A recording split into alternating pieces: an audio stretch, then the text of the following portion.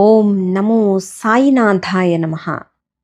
శ్రోతలకు కవిత మనఃపూర్వక నమస్సుమాంజలి.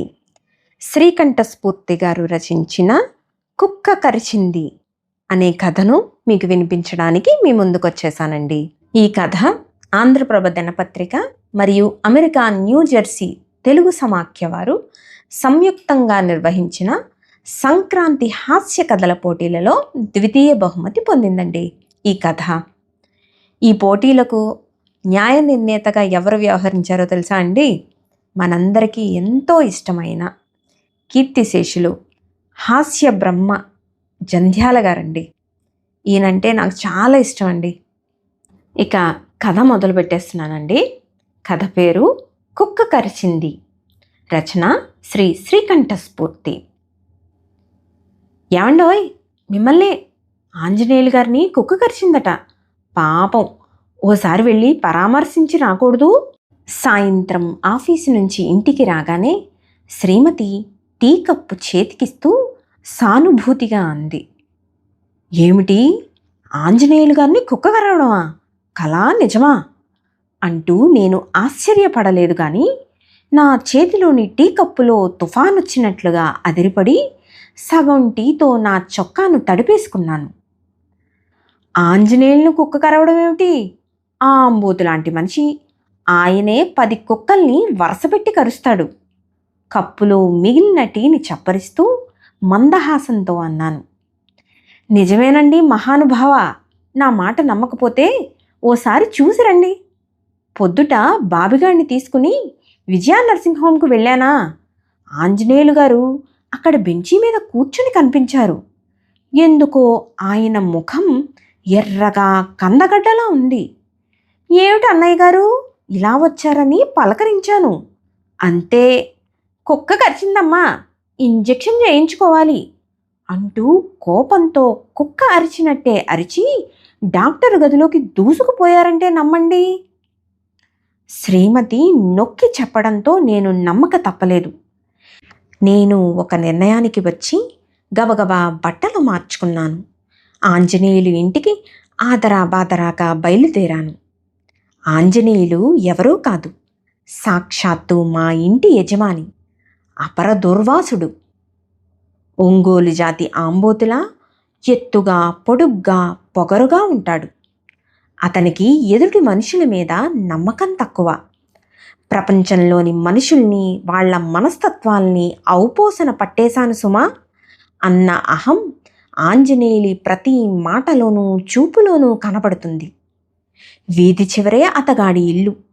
ఊళ్ళో 3 ఇళ్ళు ఉన్నాయి. ఒక ఇంట్లో తాను ఉంటూ 2 ఇళ్ళు అద్దెకు ఇచ్చాడు. 3 ఇళ్ళు కూడా అతని తండ్రి తాత సంపాదించి పెట్టినవే. అద్దెలు పెంచడంలోనూ వసూలు చేయడంలోనూ ఆంజనేయులు నక్షత్రకుడి లక్షణాలను పుణికిపుచ్చుకున్నాడు. అతనికి మున్సిపాలిటీలో ఉద్యోగం కూడా ఉంది. అదే ఇంటింటికి తిరిగి ఇంటి పన్నులు, కొళాయి పన్నులు వసూలు చేయడం. చేసేది బిల్లు కలెక్టర్ ఉద్యోగమైనా జిల్లా కలెక్టరులా డాబు దర్పం ప్రదర్శిస్తూ ఉంటాడు. ఆంజనేయులకి 3 పిల్లలు, 3 ఆడపిల్లలే. మురికితో ఉన్న ముత్యాల్లా ఉంటారు. వాళ్ళనెప్పుడూ నేను శుభ్రమైన బట్టల్లో చూడలేదు. వీధి వరండా కటకటాల్లోంచి బెరుకు బెరుకుగా భయం భయంగా తొంగి చూస్తూ ఉంటారు. భార్య అనసూయమ్మ సాత్వికురాలు, ఇంటికి దీపంలాగే ఉంటుంది. ఆంజనేయుల్లాంటి మనిషికి ఈమె భార్య ఎలా అయిందో అనుకుంటే ఎవరో ఎప్పుడో పెళ్లి పేరిట ఆమె పట్ల ఘోరమైన తప్పు చేశారనిపిస్తోంది. మా వీధిలో నడిచే వాళ్ళందరికీ ఆంజనేయులు గొంతు బాజా మ్రోగించినట్లుగా వినపడుతూ ఉంటుంది. భార్య గాని అతని పిల్లలు గాని ఆ గొంతుకి సమాధానాలు చెప్పిన దాఖలాలు ఏమీ కనిపించవు, వినిపించవు. ఆలోచిస్తూ నేను ఆంజనేయులు ఇంటికి వెళ్ళేసరికి అతగాడు వీధి వరండాలో వాలు కుర్చీలో కాళ్ళు చాపుకుని కనలేక నొప్పులు పడుతున్న కంగారు జంతువులా ఉన్నాడు. చేతి జబ్బకు తెల్లటి బ్యాండేజీ కనపడుతోంది. వీధిలో పరిచయస్తులు, స్నేహితులు అతని చుట్టూ నిలబడి పరామర్శిస్తున్నారు. రండి సార్ రండి, మీరు చెప్పుతో ఓ దెబ్బ కొడతారా? ఇప్పుడే మా బావమరిది కుక్క కాటుకు చెప్పు దెబ్బే మందని సాచిపెట్టి కొట్టి వెళ్ళాడు. అదోలా ఆంజనేయులు నవ్వాడు, కానీ ఆ నవ్వులో నాకు ఏడుపే కనిపించింది. భలేవారండి మీరు. అసలు మీ మీద చెయ్యెత్తడానికి ఎవరికి ధైర్యం ఉంటుంది చెప్పండి? ఈ వీధిలో మీరు పెద్ద మనిషి. ఆ పెద్ద మనిషితనంలోనూ కొన్ని ప్రత్యేకతలున్నాయి. ఏదో ఈరోజు కుక్క కరిచింది కాబట్టి మీ బావమరిది. నా స్వాంతన పలుకులు పూర్తి కాలేదు. మీకేమైనా నా మీద కోపం కసి ఏమైనా ఉంటే నిరభ్యంతరంగా తీర్చుకోండి, సందేహించనక్కర్లేదు ఆయాసపడుతూ అన్నాడు ఆంజనేయులు. అంటే బావమరిది చెప్పుతో కొట్టి కసి తీర్చుకున్నాడన్నది అన్యాపదేశంగా అతని ఉద్దేశ్యం కాబోలు. అసలు ఎలా జరిగిందండి? ఏ కుక్క కరిచింది మిమ్మల్ని? అయినా జబ్బ మీదకు ఎలా ఎగిరిందండి? నేను వరుసగా ప్రశ్నలు సంధించాను. ఆంజనేయులు జవాబు చెప్పలేదు. పరామర్శకొచ్చిన ఓ పెద్ద మనిషి గొంతు విప్పాడు. ఏ కుక్కో ఎలా కరిచిందో ఎలా తెలుస్తుందండి? ప్రొద్దుటే తెల్లవారకుండా పాల ప్యాకెట్ కోసం బూతు వద్దకు పరిగెడుతూ ఉంటే చీకట్లోంచి భూతంలా ఎగిరి మరీ జబ్బ పట్టుకుందట. జబ్బ ఒకటేనేమిటి, ఒళ్ళంతా గీకి పారేసింది. అతను మాట్లాడుతూ ఉండగానే మరొకతను అందుకున్నాడు. ఒకరి తర్వాత ఒకరు సానుభూతి వర్షం కురుస్తోంది. అది మంచి కుక్కో చెడ్డ కుక్కో, ఏమైనా బొడ్డు చుట్టూ 14 ఇంజెక్షన్లు చేయించుకోవాల్సిందే. బొడ్డు బొప్పాసకాయలా వాచిపోతుందండి బాబు. ఆ నరకం, బాధ, హింస మన ఆంజనేయులు గారు భరించగలరా అంటూ ఒకరు, భరించాలండి, లేకపోతే ప్రాణానికే ప్రమాదం అంటూ ఇంకొకరు, ఇప్పుడు బొడ్డు చుట్టూ అవసరం లేదు, నడ్డి మీద 4 ఇంజెక్షన్లు చేయించుకుంటే సరి, కాకపోతే ఓ 2000 రూపాయలు ఖర్చవుతాయి, ప్రాణం కంటే డబ్బు ఎక్కువ అంటారా అంటూ ఇంకొకరు, మీకు తెలుసో లేదో కుక్క మనల్ని కరిస్తే ఎంత ప్రమాదమో దానికి అంత ప్రమాదమే. అది చావకుండా బ్రతుకుంటే మనం ఇంజెక్షన్లు చేయించుకోనవసరం లేదు. అది చచ్చిందో బ్రతికిందో ఎక్కడుందో ఎలా ఉందో ఎలా తెలుస్తుంది? ఈలోపుగానే ఆ ర్యాబిస్ వ్యాధి కమ్ముకొచ్చేసి మన ఆంజనేయులు గారికి పిచ్చి చేష్టలు పెద్ద ఎత్తున ముంచుకొచ్చేస్తే? ఇంతకు ఆంజనేయులు గారు ఇంజెక్షన్ చేయించుకున్నారా లేదా? ఏమో, నాకు అనుమానమే. ఆయన పొదుపు పద్ధతి ఆలోచిస్తే రకరకాల ఓదార్పులు, వ్యాఖ్యానాలు, సలహాలు. ఆంజనేయులు మాత్రం పెదవి విప్పడం లేదు. అందరి వైపు అయోమయంగా చూస్తున్నాడు.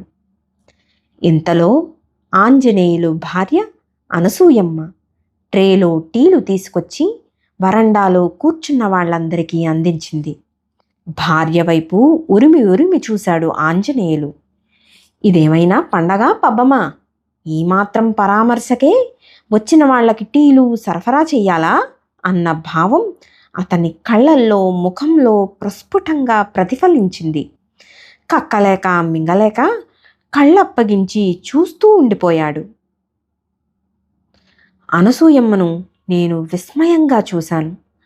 ఆవిడ ఎప్పుడో గాని వీధి వరండాలో కనిపించదు. అలాంటిది మాకందరకు టీలు అందించడం నాకు ఆశ్చర్యంగా తోచింది. అనసూయమ్మ అందరికీ టీలు అందించింది, కానీ ఆంజనేయులకు మాత్రం ఇవ్వలేదు. నా చేతిలోని టీ ఆంజనేయులకి ఇవ్వబోయాను. అతను నా వైపు గుర్రుమని చూశాడు. మీరేం బెంగ పెట్టుకోకండి, మీ ఆరోగ్యం ముఖ్యం. 1/2 డజను ఇంజెక్షన్లు పూర్తిగా చేయించుకోండి. నా మాటలకు ఆంజనేయులు సమాధానం చెప్పలేదు. కనీసం తల పంకించలేదు. నా వైపు ఓ వెర్రి చూపు చూస్తూ ఉండిపోయాడు. జీవుడు ఇంకా కుక్క కరిచిన షాక్లోనే ఉన్నాడనుకుంటూ బయటికి నడిచాను. రోడ్డు మీద నడుస్తున్నాను.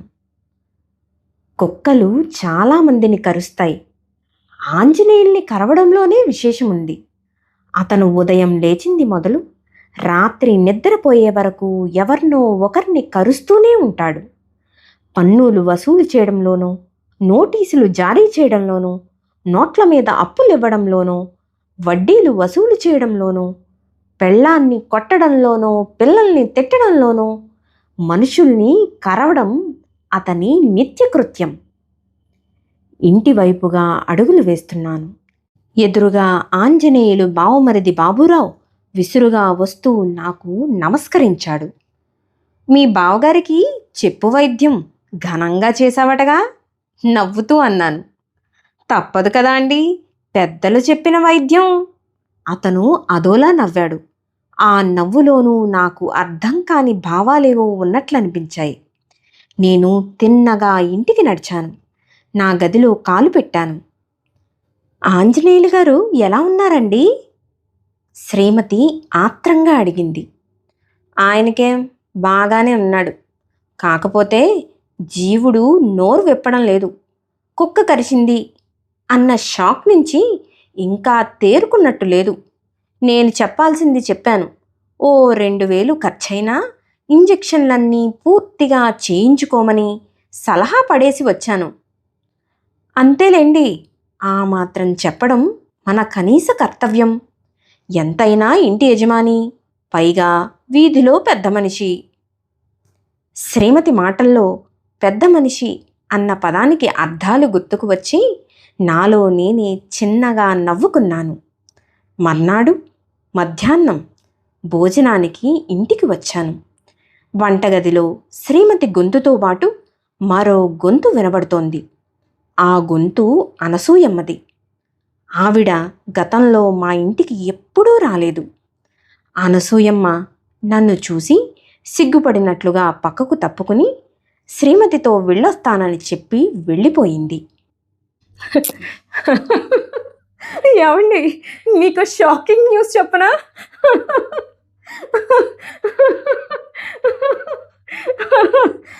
శ్రీమతి పగలబడి నవ్వుతూ ముందుకు వచ్చింది.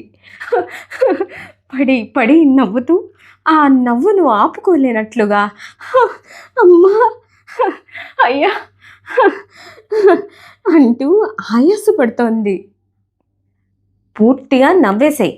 నవ్వడం ఆరోగ్యానికి చాలా మంచిది. విషయం నాకు చెప్పకపోయినా పర్వాలేదు. విసుగ్గా అని బాత్రూమ్ వైపు అడుగులు వేశాను. శ్రీమతి నాకు అడ్డంగా నిలబడింది. అది కాదండి, ఆంజనేయులు గారిని కుక్క కరిచిందన్నారు కదా. శ్రీమతి అర్ధోక్తిగా ఆగింది. అవును, ఆ విషయం నువ్వేగా చెప్పావు. నేను వెళ్ళి పరామర్శించి వచ్చాను. అదేలేండి, ఇప్పుడు ఆంజనేయులు గారి భార్య అనసూయమ్మ వచ్చింది కదా, ఆవిడ చెప్పింది. ఏమని?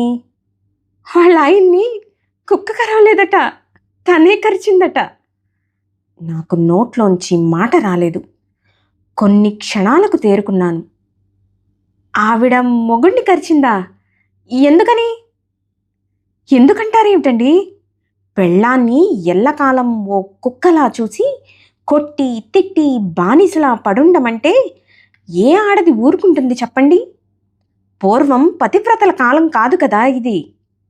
ఆ ఇంట్లో కనీస స్వేచ్ఛ లేదట, గడప దాటడానికి లేదట, పొరుగువారితో మాట్లాడకూడదట, ఓ అభిమానం లేదట, ఆప్యాయత లేదట. ఏనాడు పెదవి విప్పని అనసూయ మొగుడి మీద తిరగబడింది. పైగా నువ్వు సరదాకి సంసారానికి ఇక పనికిరావు, నేను మరో ఆడదాన్ని తెచ్చిపెట్టుకుంటాను అన్నట్ట ఆంజనేయులు. అంతేనా? ఇంట్లో ఓ కుక్కలా పడి ఉండు, నోరెత్తావంటే కుక్కను కొట్టినట్టు కొడతాను అన్నట్ట. అంతే, ఆవిడ కుక్కలా మీద పడి కసికొద్దీ జబ్బ మీద కరిచి ఒళ్ళంతా గీకి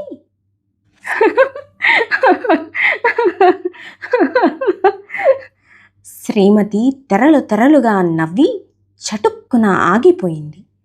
ఆమె కళ్ళల్లోంచి ఏదో ఉద్వేగం ఉబికి వస్తోంది. ఆ ఉద్వేగంలో నా కళ్ళకు ఆమె కొత్త మనిషిలా కనబడుతోంది. నేను అడుగు వెనక్కి వేశాను. అంటే ఆడవాళ్ళు కరుస్తారన్నమాట, తడబడుతున్నట్లుగా అన్నాను. వాళ్లకు అన్యాయం జరిగితే ముందు అరుస్తారండి, గత్యంతరం లేకపోతేనే కరుస్తారు. శ్రీమతి గంభీరంగా అని వంటగదిలోకి వెళ్ళిపోయింది. నాలో ఆలోచనల దుమారం. ఆడదాన్ని ఓ కుక్కలా భావించే ఆంజనేయులకి ఆ మాత్రం జరగాల్సిందే. ఆ ఇంట్లో తిరుగుబాటు రావాల్సిందే. అతనికి కట్టుకున్న భార్య మీదే కాదు, ఆడవాళ్లందరి మీద, వాళ్ల వ్యక్తిత్వాల మీద చిన్న చూపే. కుక్క కరిస్తే ఇంజెక్షన్లు చేయించుకోవచ్చు, మనిషి కరిస్తే మరి ఇంకా ప్రమాదమేమో. అందున ఆడవాళ్లు కరిస్తే అమ్మో. కథ సమాప్తమండి. ఈ కథ 21 జాన్యువరి 1996 సంవత్సరంలో ఆంధ్రప్రభ దినపత్రిక ఆదివారం అనుబంధంలోనూ, అమెరికా న్యూజెర్సీ తెలుగు సమాఖ్య వారి వార్షిక ప్రత్యేక సంచికలోనూ ప్రచురితమైంది. కవితమ్మ వినిపించిన ఈ కథ మీకు నచ్చినట్లయితే తప్పకుండా లైక్ చేసి షేర్ చేయండి.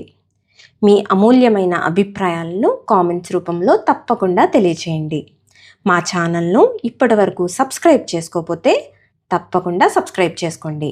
ఉంటానండి. నమస్కారం.